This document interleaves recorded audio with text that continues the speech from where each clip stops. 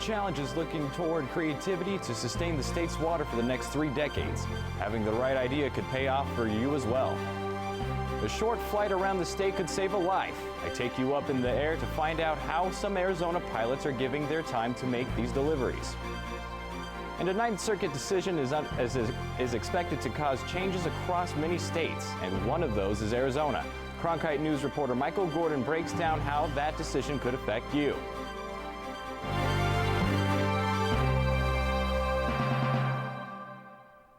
Good evening and welcome to Cronkite News. I'm Chase Golightly.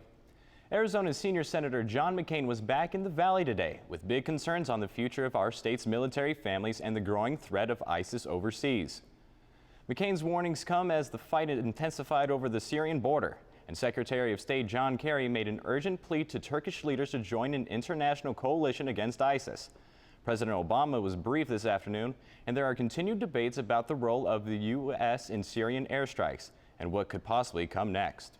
The Commander-in-Chief's been pretty clear there's not going to be a return of ground troops, U.S. ground troops, in a combat role in this fight. And what we do believe and what we have said is you do need competent ground forces. Those ground forces are best when they're indigenous ground forces. McCain voiced his concerns during a town hall meeting at an ammunitions manufacturing plant in Mesa today. Cronkite News reporter Kayla Wall was there. Employees at the Namo Tally Ammunitions plant in Mesa welcomed Senator John McCain around noon and were met by his strong military message on ISIS. What could be, over time, and likely to be a direct threat to the United States of America. McCain has been a longtime advocate for intervention in Syria, and he says the time to act is now. Not only are we not degrading and defeating ISIS, ISIS is still on the move and has taken several towns, and if they take this town called Kobani, there's going to be the massacre of thousands of people. Bombing can be very effective, but you need to have people on the ground to identify the targets. McCain compares the current U.S. tactics being used on ISIS to those used in the Vietnam War, which was a graduated escalation which ended up in defeat. That's why McCain is on his own mission to find U.S. support before it's too late. If Americans don't want to defeat ISIS, that's a matter of American opinion. But when the President of the United States says we want to degrade and defeat ISIS, and then we don't do it, and we don't succeed, then obviously they become stronger. In Mesa, Kayla Wall, Cronkite News. The Supreme Court issued a temporary hold on same-sex marriages in Idaho and Nevada this morning. Cronkite News is tracking how those decisions might affect cases currently pending here in Arizona. Reporter Michael Gordon is in the First Amendment Forum with the latest. Chase, just this afternoon, Chief Justice Anthony Kennedy issued a clarification on that stay. The mandate now only applies to Idaho, where state officials had filed an emergency request for delay. The temporary hold issued by the Supreme Court this morning came after Tuesday's ruling by the Ninth Circuit Court of Appeals. Judges there declared marriage bans unconstitutional under the 14th Amendment. State officials in Idaho requested the stay. Idaho now has 3 choices regarding what to do about gay marriage in their state. Officials can file a petition for certiorari with the Supreme Court, asking them to stay the Ninth Circuit's judgment. They can request an en banc consideration from the Ninth Circuit Court, which puts the matter in front of 11 of the judges, not just a 3-judge panel which made the decision. Or they could opt to abandon their opposition, thereby ending the lawsuit and allowing gay marriage in the state. Attorney Paul Eckstein said that the whirlwind of events has forced advocates on both sides of the issue to stay vigilant. I have to watch my BlackBerry 24/7, and I mean 24/7. Things are happening very quickly. Not that things were happening so slowly before, but particularly now, we have to be agile and be prepared to move quickly. And according to Eckstein, the 2 pending federal lawsuits concerning gay marriage here in Arizona are expected to reach a decision within the next 7 to 10 days. Reporting live in the First Amendment Forum, Michael Gordon, Cronkite News. A recent change to outbound flights from Sky Harbor International Airport is making waves in Valley neighborhoods and sending complaints all the way to the nation's capital. The new flight path for some Sky Harbor takeoffs takes planes over the Grand Avenue corridor and over several historic neighborhoods in central Phoenix. And over the past 3 weeks, hundreds of residents in areas like FQ Story and Garfield have been voicing their complaints and questioning why the change had happened at all. Those complaints have been heard all the way in Washington, where our reporter Justin McDuffie joins us live. Justin? Well, since these changes were implemented nearly a month ago, Sky Harbor has received almost 350 noise complaints, in comparison to last year, where they received only 221 noise complaints for the entire year. On September 18th, the Federal Aviation Administration implemented 14 new departure and arrival paths at Sky Harbor International Airport. But according to Congressman Ed Pastor, who represents the affected Grand Avenue area, most of them seem to be working except one, and that's the one that's going into the historic districts. And so we're asking them to reevaluate that route. After several attempts to get in contact with the FAA, Ian Greger told us in this email that the changes at Sky Harbor were made to improve safety and efficiency. He did also say that the FAA completed environmental and safety analysis, but said the projected noise increase wasn't significant. Not significant enough, but area residents feel otherwise by filing numerous complaints. Pastor hopes that all parties can come to a solution that does not cause the route to go over the district, over the historic districts. Now, Congressman Pastor told me that he has yet to receive a response to his letter from the FAA, but he did tell me that there's a public meeting set up for area residents and local leaders on October 16th. In Washington, Justin McDuffie, Cronkite News. Meanwhile, a delay in construction at Sky Harbor is having costly consequences on the city. The delay is not only extending the project's timeline and the budget as well. Cronkite News reporter Sydney Schumann talked with the local mayor to find out more about these changes. Talks about construction on Sky Harbor's Terminal 3 have been in the works for almost a year and a half.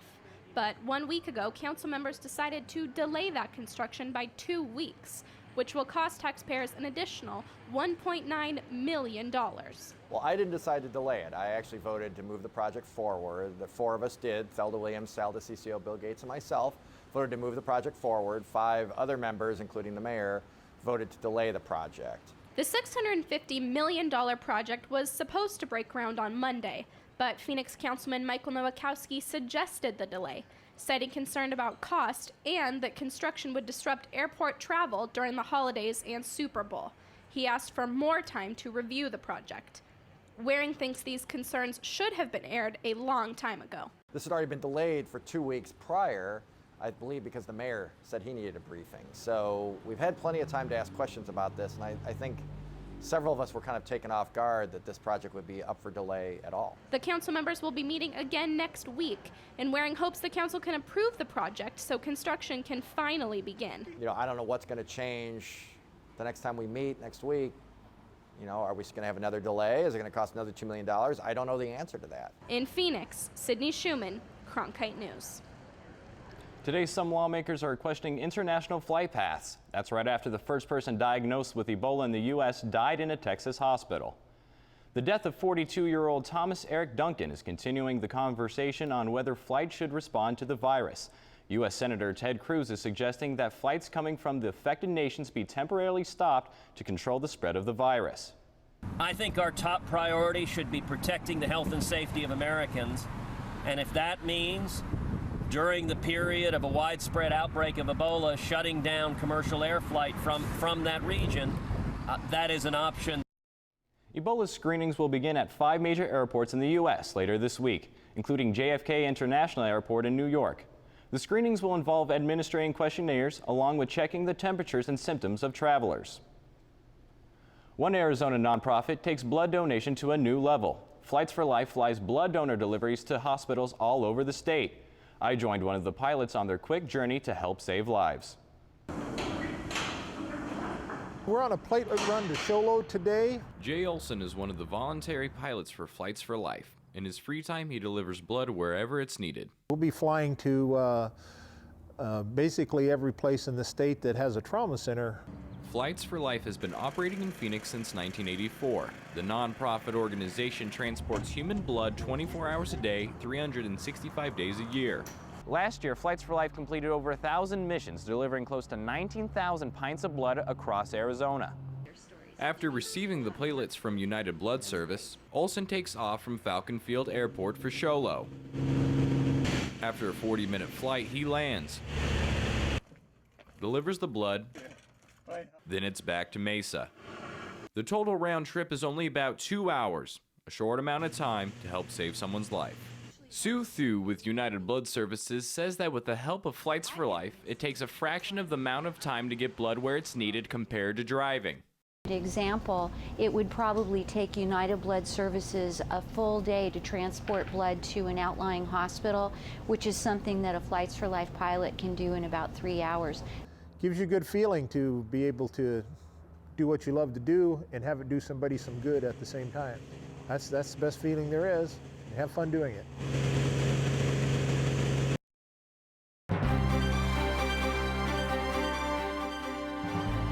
Prolac takes over to tell us what's next.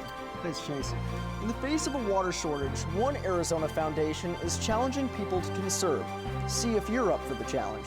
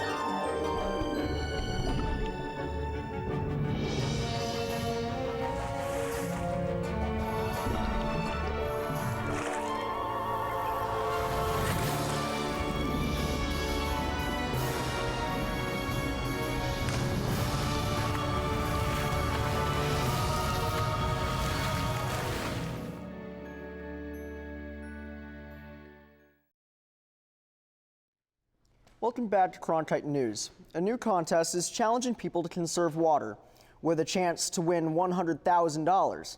As Katrina Arroyos reports, the Arizona Community Foundation, Republic Media, and Morrison Institute for Public Policy are teaming up to look for the best ideas.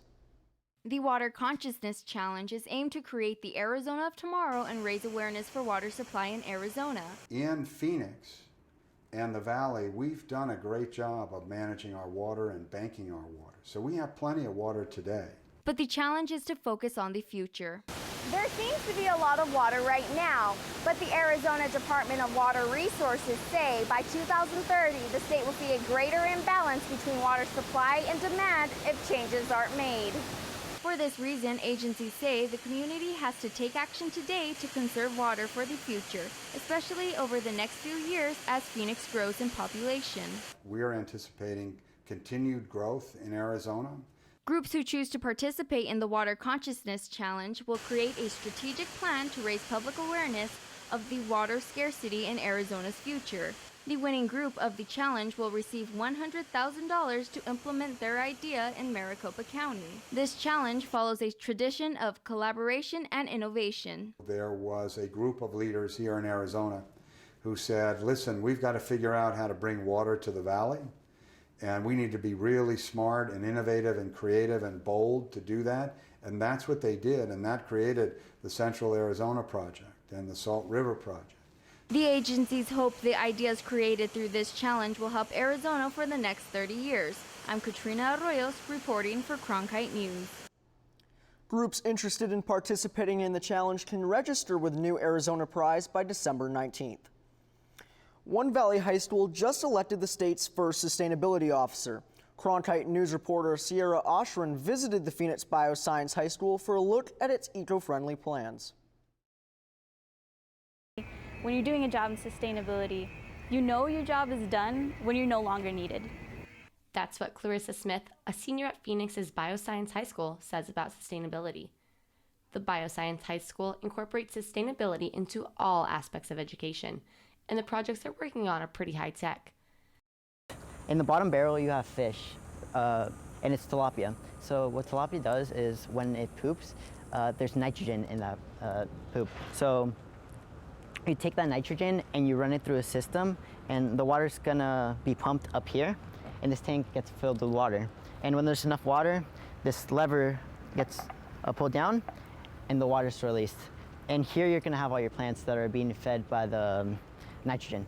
And the same plants feed the fish. So it's just a sustainable system. The aquaponics system will eventually use the energy from another student-made project known as a solar charging station. This charging station will provide enough electricity to charge this hybrid car and motorcycle, as well as student laptops and phones during school breaks. Even though this is Clarissa's senior year, she doesn't plan on it being the end of her career in sustainability. I really am passionate about this, and I really hope to see this in my future. So.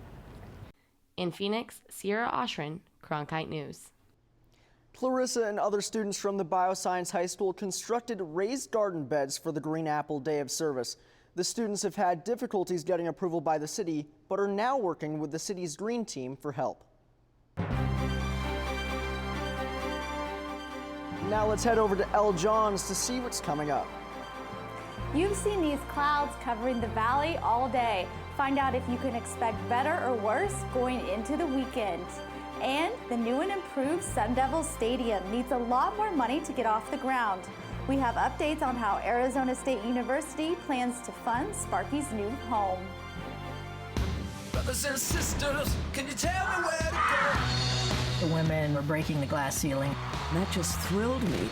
We're traveling back in time to help solve family mysteries. No.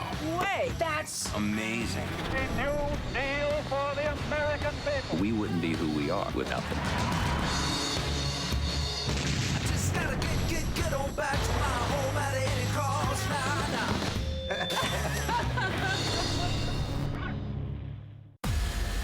Who were the people that got us from there? A world without glass, clean drinking water, time, or light. To here. These were hobbyists, garage inventors, and obsessive tinkerers. These are people who actually made the modern world, who set off an amazing chain reaction of ideas. It's the story of How We Got to Now with Stephen Johnson, coming in October, only on PBS. I'm standing up for myself and for other people like me. Wow.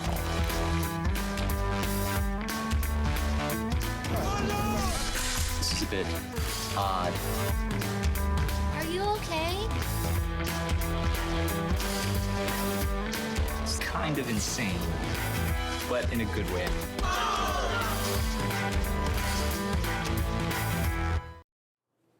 We've been seeing rain on and off all day. Let's take a look at your national satellite radar. As you can see, there's been moisture all over Phoenix all day, but that front is going to be moving out into the northeast part of the state, and about 2 a.m. it's going to have moved through. Now, right now in Phoenix, you're seeing temperatures at 75 with the humidity at 66% and the dew point at 63 degrees. Around the valley, it's much of the same, cooler temperatures. Mesa's at 70, Goodyear's at 77, and Casa Grande's at 72 degrees. Now, up in the northern part of the state, we're seeing temperatures in the 50s and 60s. Up in the Grand Canyon, we have 63, out in Winslow, 59, and in Flagstaff, a cool 56. Now tonight, that cooler trend will continue and we'll see temperatures in the 70s. And that rain is going to linger with a 30% chance. Let's take a look at your 5-day forecast. Now another front will be moving in and we have a 40% chance of rain on Thursday with temperatures remaining in the 80s. But things are looking up for the weekend. On Friday and Saturday, we're going to have sun with temperatures in the 90s, and that trend will continue through Sunday and Monday. Now that's it for weather, but let's take a look at what else is going on. ASU is looking to excel at sports programs with the help of a new real estate project. But will this really enhance Sun Devil athletics? ASU football has all-star athletes, coaches, even uniforms.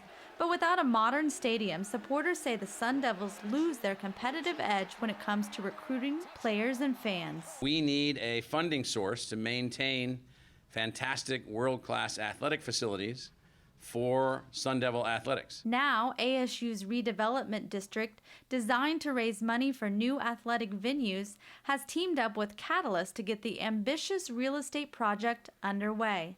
The mixed-use plan will develop 330 acres along Tempe Town Lake and will include retail, commercial, and residential property. Tempe Mayor Mark Mitchell is excited for the economic opportunities it will give the city. Not only will the district contribute to our tax base, but it's going to create thousands of jobs. For many, though, this sparks questions about the venues that currently exist within the district's boundaries, like the Wells Fargo Arena, Sun Devil Stadium, and more. Karsten Golf Course is part of ASU's district plan, and many are wondering its fate. President Crow says it will be here until it's not. Meaning it won't be disrupted until there's a reason to disrupt it.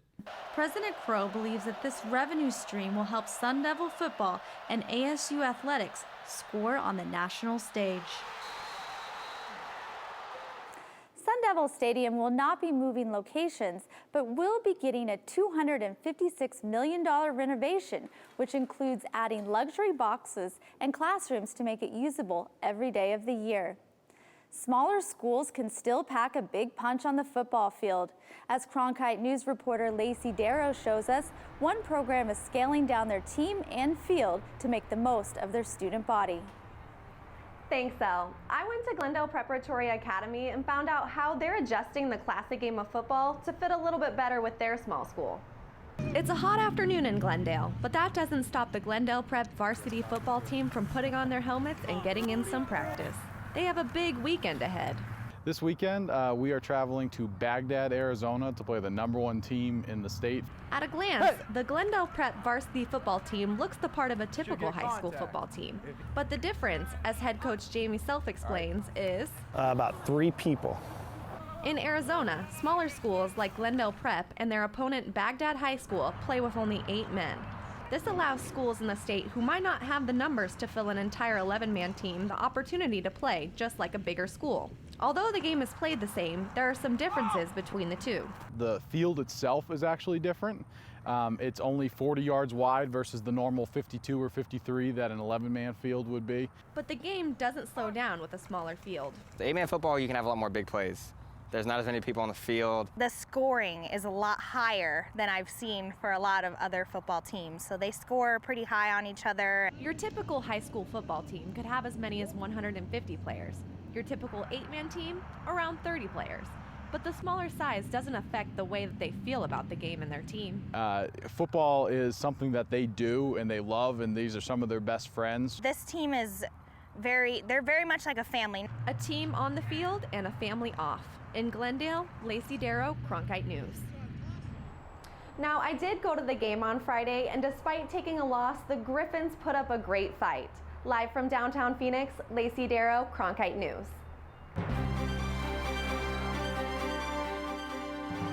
Now let's pass it back to Chase with what's coming up. A new program is aiming to combine its resources to stop bullying in schools, and it's doing it through creating a safe place for students combined with new technology.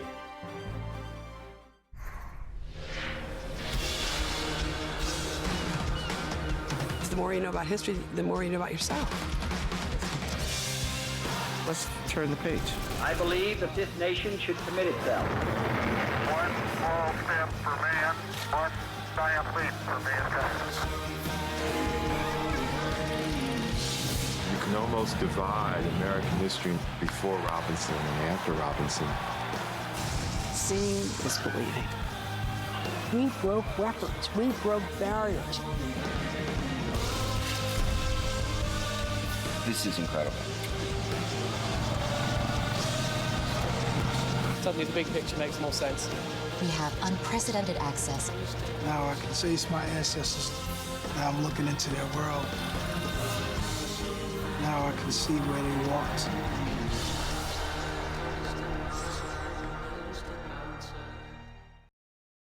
Back to Cronkite News. ASU is partnering with Mayor Greg Stanton for an anti-bullying campaign called the Dion Initiative. Reporter Samantha Davis found out how this multi-point project hopes to make the learning environment safer for kids in Arizona. It's a program attempting to connect the brightest minds in the state to curb one of the darkest problems in schools. The initiative is called the Dion Initiative, and that was my brother's name, Dion. He was bullied throughout his education experience, from elementary school up to high school. We've got to stop this bullying. We've got to get past this point where a single child or a group of children can negatively impact the outcome of another child. The program plans to combine the resources and research power of Arizona State University with the contacts and tools located at Nicole Stanton's organization, Stop Bullying AZ. We're going to be creating a place, almost an incubator, where if you have an idea that you think is going to be effective in working and treating kids, come to us. Ideas like an anti-bullying app, which ASU currently is developing, and other programs that need research. We want to make sure that these programs are actually shown to be effective. We don't have time for, fly-by-night programs and things that don't work. The hope is that this new collaboration will curb bullying's negative impacts on children. Is really to make sure that what happened to my brother doesn't happen to another child. What happened to my family doesn't happen to another family. So kids can keep their eyes on their classwork instead of on the classroom bully. In Tempe, Samantha Davis, Cronkite News. Another program that the Dion Initiative is exploring is giving refurbished bikes to kids at risk for bullying. Studies show that more physically active a child is, the less likely they are to be bullied or become one. That's it for Cronkite News tonight. Thanks for joining us. Good night.